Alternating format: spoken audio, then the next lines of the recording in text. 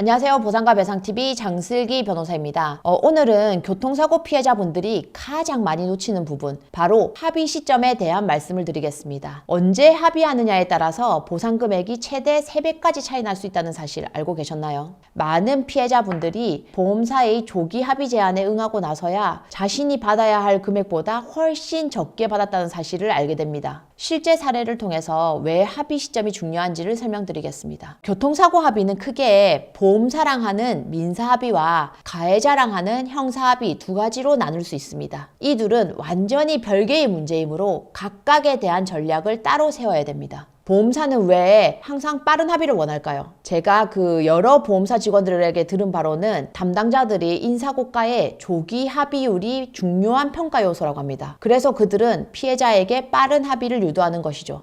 지난달에 제 의뢰인의 사례를 예로 들어볼게요. 무릎 골절로 수술 직후에 보험사가 1,200만 원의 합의안을 제시했습니다. 하지만 저희는 6개월간의 치료를 진행한 후 합의를 했고요. 결과적으로 5,500만 원의 합의를 받았습니다. 왜 이런 차이가 발생할까요? 수술이 필요한 정도의 중상해를 입은 경우에는 3가지 시점을 기억하세요. 첫 번째, 수술 직후에는 절대 합의하시면 안 됩니다. 수술을 회복하는 과정은 환자마다 다 다릅니다. 무릎이나 발목 골절의 경우 수술은 단지 시작일 뿐입니다. 발목 골절 수술 이후에 800만 원의 합의안을 거절하고 6개월 후에 영구장애 진단을 받아서 4,800만 원을 받으신 의뢰인분도 계시거든요. 그리고 두 번째, 최소 6개월의 치료기간을 확보하세요. 정형외과 의사들도 수술 직후에는 후유장애 여부를 정확히 예측할 수가 없습니다. 수술 후 최소 6개월은 치료를 진행하면서 후유장애 가능성에 대해서 판단하셔야 됩니다. 세 번째, 후유장애 진단을 반드시 받으세요. 관절 운동 범위 제한이나 신경학적 손상이 있으면 반드시 후유장애 진단서와 향후 치료비 추정서를 받아야 됩니다. 한시장애와 영구장애는 보상 금액에 있어서 천지 차이가 있습니다. 그리고 합의에 유리하려면 한시장애든 영구장애든 어쨌든 장애 판단을 꼭 해야 됩니다. 보험사는 거의 대부분의 영구장애를 인정하지 않으려고 합니다. 이런 경우에는 소송이 불가피한데요. 실제 사례를 보면 그 차이가 확연합니다. 저희 의뢰인분의 경우에는 보험사에서 한시장애로 3,200만 원을 제시했지만 소송을 통해서 영구장애를 인정받은 후에는 1억 2천만 원의 배상을 받았습니다. 그러면은 이번에 형사합의에 대해서도 한번 알아보겠습니다. 요즘은 운전자 보험에서 최대 2억까지 형사합의금을 지원하는데 실제로는 3천만 원 이하의 낮은 한도 상품에 가입한 경우도 굉장히 많습니다. 자, 이럴 때는 합의 시점이 더욱 중요해집니다. 그래서 형사합의 시의 3가지 시점 전략에 대해서 말씀드릴게요. 첫 번째, 검찰 수사 단계에서 우리가 형사조정이라는 게 있거든요. 이런 형사조정은 피해자에게 불리한 경우가 많습니다.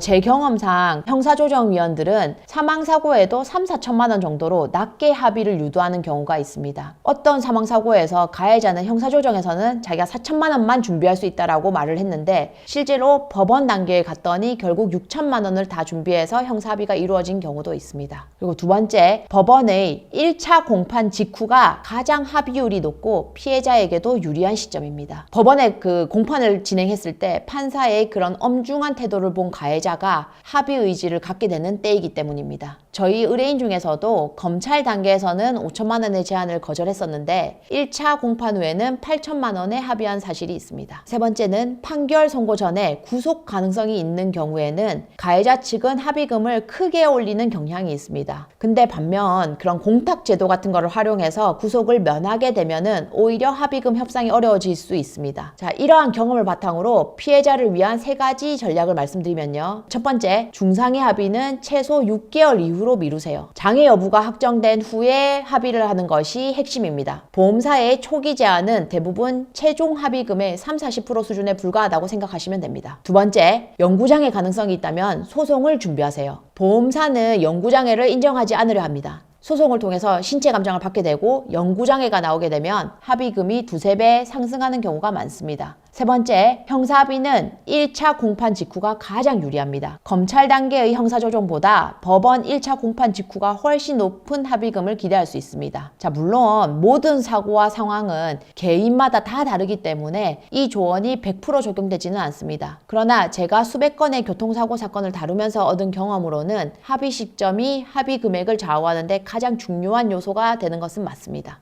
혹시 설명드린 내용 중에 이해하기 어려운 내용이나 더 자세히 알고 싶은 내용이 있거나 뇌 손상이나 척수 손상으로 어려움을 겪고 계시다면 혼자 고민하지 마시고요. 저희 보상과 배상 대표 전화, 카카오톡, 카페로 문의 주시면 상담이 가능하니까 참고해 주시고요. 다음 영상에서 더욱 유익한 내용으로 찾아뵙겠습니다. 감사합니다.